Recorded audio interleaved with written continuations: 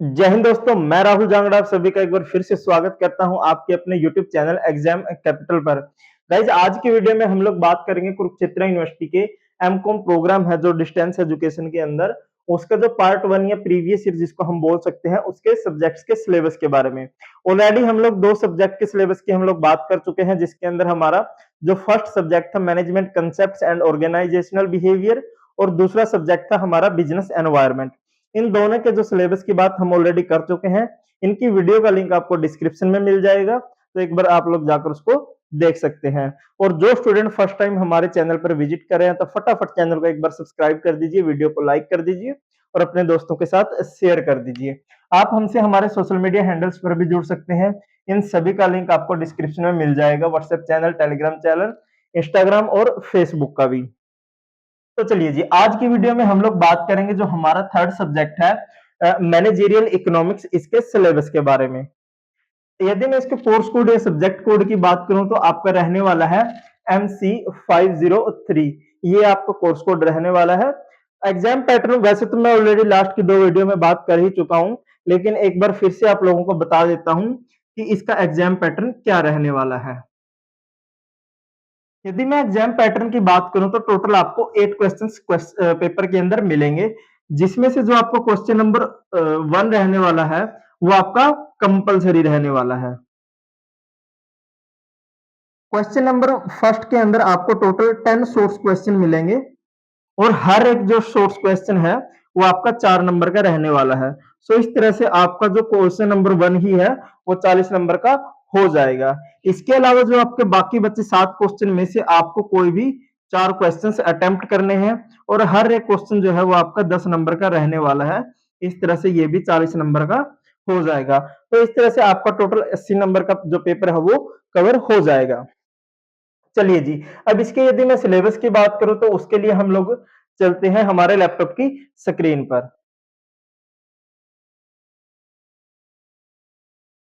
चलिए जी, ये आ गए हम लोग हमारे लैपटॉप की स्क्रीन पर। तो सब्जेक्ट है हमारा मैनेजरियल इकोनॉमिक्स, जो इसको कोर्स कोड या सब्जेक्ट कोड हम लोग बोलते हैं 503। तो ये सब चीजें आप लोगों ने याद रखनी है जो ऑलरेडी मैं आप लोगों को बता चुका हूँ। इंटरनल असेसमेंट आपकी 20 मार्क्स की और जो पेपर आपका 80 मार्क्स का रहने वाला है। 3 घंटे में ये पेपर आपको करना है। पेपर पैटर्न आपका सेम रहने वाला है जो पहले बिजनेस एनवायरनमेंट और management concept and organisational behaviour में मैंने आप लोगों को बताया था।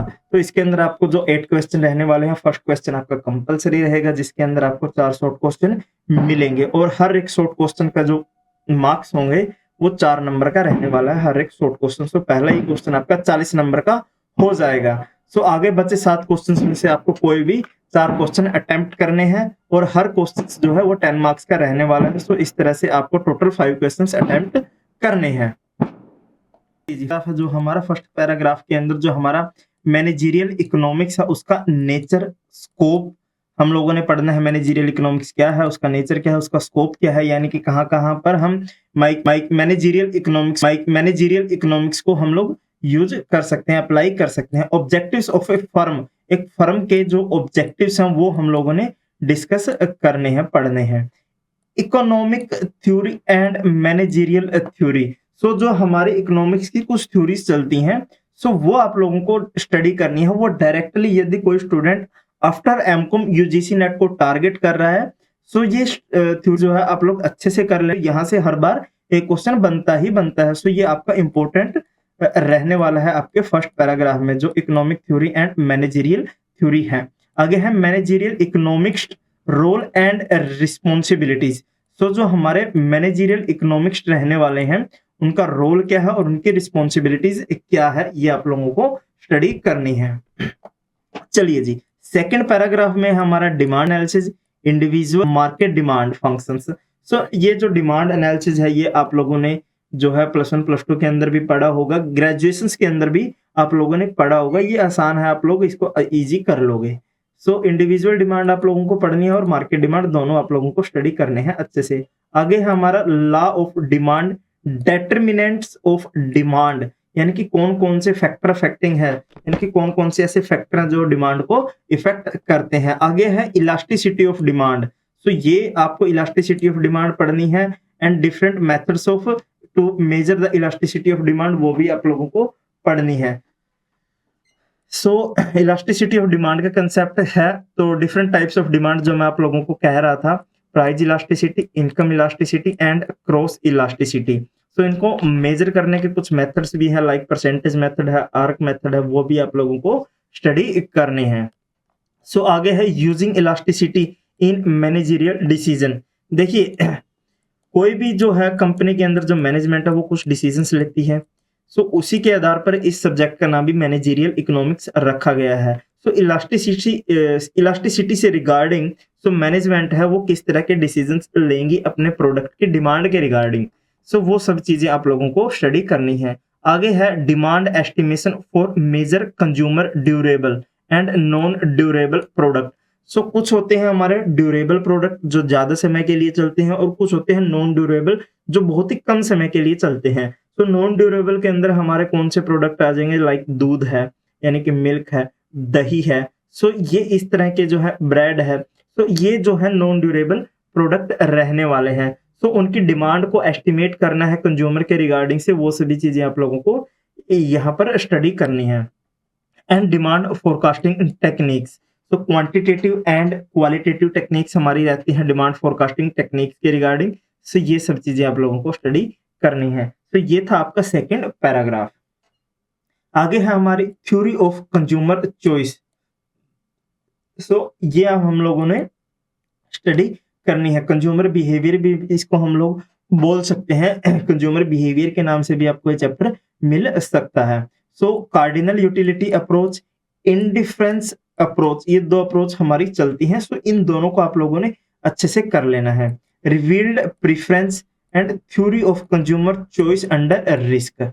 सो ये सब चीजें आप लोगों को करनी है। थ्योरी का मतलब यहाँ किसी पर्टिकुलर व्यक्ति ने कोई थ्योरी नहीं दी। सो जनरली यहाँ पर ये दो ही अप्रोच या थ्योरी चलती हैं, cardinal utility approach and indifference approach, जिसको हम ऑर्डिनल अप्रोच भी बोलते हैं। चलिए अगला जो हमारा पैराग्राफ है उसके अंदर आता है हमारा प्रोडक्शन थ्योरी। इसके अंदर हमारा प्रोडक्शन फंक्शंस रहता है कि प्रोडक्ट इस चैप्टर के अंदर आपको एक प्रोड्यूसर के पॉइंट ऑफ व्यू से चीजें सोचनी है। यदि आप एक प्रोड्यूसर हो, किसी प्रोडक्ट को प्रोड्यूस करते हैं, तो उसके पॉइंट ऑफ व्यू से आपको चीजें सोचनी है, चीजें करनी है। आगे है production with 1 and 2 variable inputs. So एक जो हमारे इनपुट्स होते हैं, शॉर्ट टर्म इनपुट्स होते हैं, लॉन्ग टर्म इनपुट्स होते हैं, सो उनके पॉइंट ऑफ व्यू से आप लोगों को चीजें पढ़नी है। Law of variable proportion, very very important question आपका रहने वाला है, law of variable proportions. So आगे है law of return to scale, ये भी वेरी वेरी इंपॉर्टेंट आपका रहने वाला है। सो ये दो चीजें आप लोग अच्छे से स्टडी कर लेना, law of variable proportion and law of return to scale. एक हमारा चलता है शॉर्ट टर्म प्रोडक्शन के रिगार्डिंग, एक हमारा चलता है लॉन्ग टर्म प्रोडक्शन के रिगार्डिंग। चलिए जी, स्टेजेस ऑफ प्रोडक्शन, आपकी कौन कौन सी स्टेजेस ऑफ प्रोडक्शन रहने वाली है कि आप कितने यूनिट्स को लगाए, कि फर्स्ट यूनिट के अंदर फर्स्ट स्टेज के अंदर हम कितने यूनिट्स लगाएं कि हमारा प्रोडक्शन बढ़ जाए। सो एक टाइम ऐसा भी आएगा कि हम कुछ यूनिट्स एक्स्ट्रा लगा देंगे लेकिन फिर भी हमारा प्रोडक्शन नहीं बढ़ रहा। तो कुछ स्टेजेस होती हैं, लाइक 3 से 4 स्टेजेस हमारी रहती हैं। सो वो आप लोगों को पढ़नी है।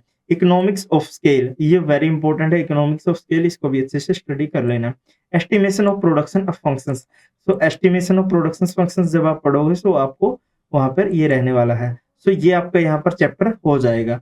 आगे आता है हमारा कोस्ट फंक्शंस, ये कोस्ट थ्योरी हम लोग इसको बोलते हैं। Short term and long term cost functions हमारे रहते हैं। ये कंप्लीट चैप्टर है आपका। तो डिफरेंट टाइप्स ऑफ कोस्ट है, वेरिएबल कोस्ट है, फिक्स्ड कोस्ट है, वो सब चीजें आप लोगों को डिस्कस करनी है। आगे उनके टाइप्स वगैरह, एवरेज, फिक्स्ड कोस्ट, ये सब चीजें आप लोगों को पढ़नी है। सो कोस्ट का नेचर क्या है, शेप क्या है। सो जैसे वेरिएबल कोस्ट की शेप कैसे बनेगी, है ना, फिक्स्ड कोस्ट की शेप कैसे बनेगी, एवरेज वेरिएबल कोस्ट की शेप कैसे बनेगी, एवरेज फिक्स्ड कोस्ट की शेप कैसे बनेगी। लगभग 15-16 आपके ये शेप रहने वाली है, 15-16 आपके रिलेशंस बनेंगे। इंटर रिलेशनशिप जो मैं आपको बता रहा था कि रिलेशन बनेंगे। आगे है इकोनॉमिक्स वैल्यूज एनालिसिस, ये भी इसी के अंदर रहने वाला है।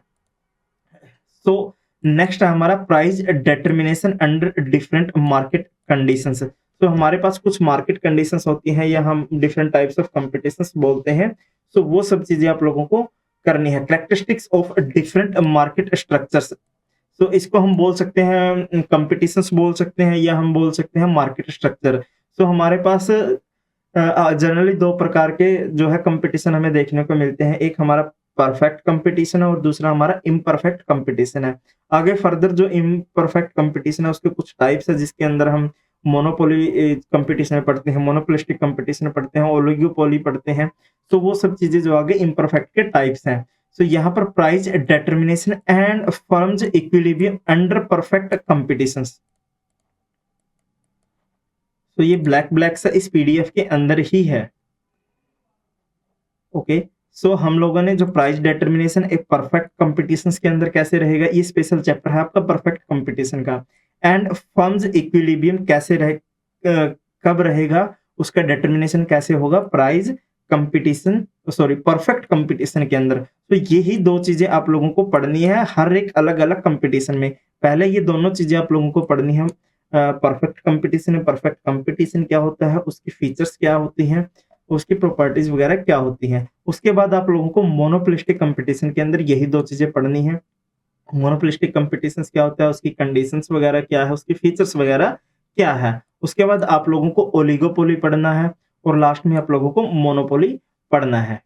एक होता है हमारा डियोपोली, DUOPOLY, वो भी एक बार जनरली उसका मीनिंग्स वगैरह देख लेना, वो रिलेटेड होता है ओलिगोपोली के साथ ही आप उसको डिस्कस कर लेना। सो लास्ट में जो हमारा लास्ट है, आगे है हमारी pricing practices.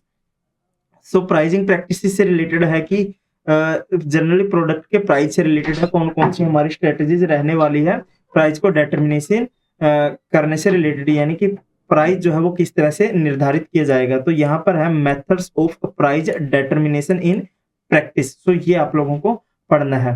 Pricing of multiple product, कि मल्टीपल प्रोडक्ट की जो है प्राइजिंग कैसे की जाती है। एक हमारी बास्केट स्ट्रेटेजी होती है जिसके अंदर काफी सारे प्रोडक्ट होते हैं और उसका एक प्राइस जो है डिटरमाइन कर दिया जाता है। आगे है हमारा प्राइस डिटर्मिनेशन। सो यही चीजें हैं।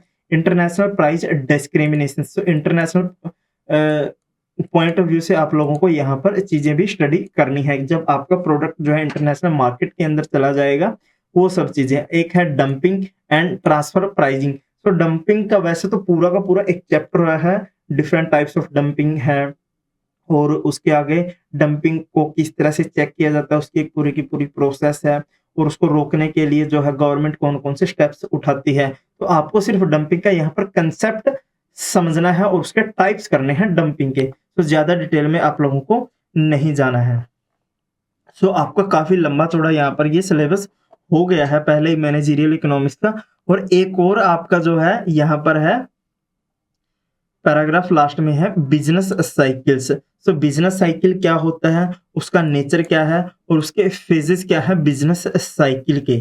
सो इनिशियल स्टेज है, उसके बाद ग्रोथ स्टेज है, मैच्योरिटी स्टेज है, डिक्लाइन स्टेज है। सो वो सब चीजें आप लोगों को इसके फेजेस, डिफरेंट फेजेस को आप लोगों ने स्टडी करना है। थ्योरीज क्या है बिजनेस साइकिल से रिलेटेड। सो थ्योरीज यहाँ पर जो है कुछ व्यक्ति विशेषों के द्वारा जो है आप लोगों की कुछ इकोनॉमिक्स के द्वारा जो कुछ थ्योरीज दी गई हैं बिजनेस साइकिल से रिलेटेड, वो आप लोगों ने स्टडी करना है। साइकोलॉजिकल थ्योरीज भी आप लोगों को पढ़नी है। आगे है प्रॉफिट और ये है मोनेटरी, आई थिंक मोनेटरी ही होगा। इनोवेशन और कोबोवेब, Samuelson and Hicks theory. So ये आप लोगों की जो है आपकी थ्योरीज हैं। साइकोलॉजिकल थ्योरी आप लोगों ने पढ़नी है किसकी, बिजनेस साइकिल की। Profit theory, monetary theory, innovation theory, cobweb theory, Samuelson and Hicks theory. So ये वेरी इंपॉर्टेंट है, सैमुअल्सन एंड हिक्स की थ्योरी, ये भी आप लोग अच्छे से कर लेना है। और एक चैप्टर है हमारा इन्फ्लेशन का। यहाँ पर एक चैप्टर हो गया बिजनेस साइकिल का और दूसरा चैप्टर है इस पैराग्राफ के अंदर इन्फ्लेशन का। इन्फ्लेशन क्या है, उसकी डेफिनेशन, उसका कंसेप्ट, उसकी characteristics and different types of inflation important है। ये आपका types of inflation. So inflation in terms of demand pull, cost push factor and effect of inflation. Inflation के क्या क्या इफेक्ट्स रहते हैं, एक इंडिविजुअल पर इफेक्ट, एक फर्म पर इफेक्ट, एक कंट्री पर इफेक्ट। सो यही सब चीजें आप लोगों को डिस्कस करनी है, यही सब चीजें आप लोगों को पढ़नी है। सो ये था हमारा कंप्लीट मैनेजरियल इकोनॉमिक्स का सिलेबस। ये आपका कोर्स कोड है MC503। मैनेजरियल इकोनॉमिक्स आपका सब्जेक्ट था। सो काफी लंबा चौड़ा सब्जेक्ट है। सो इसको कर लेना, अभी से तैयारी शुरू कर दीजिए क्योंकि आपके अप्रैल मई के अंदर एग्जाम होते हैं इस चीज के। सो जो स्टूडेंट फर्स्ट टाइम हमारे चैनल पर विजिट करें तो चैनल को सब्सक्राइब कर दीजिए, वीडियो को लाइक कर दीजिए। मिलते हैं अगली वीडियो में एक और सब्जेक्ट के सिलेबस के साथ। तो तब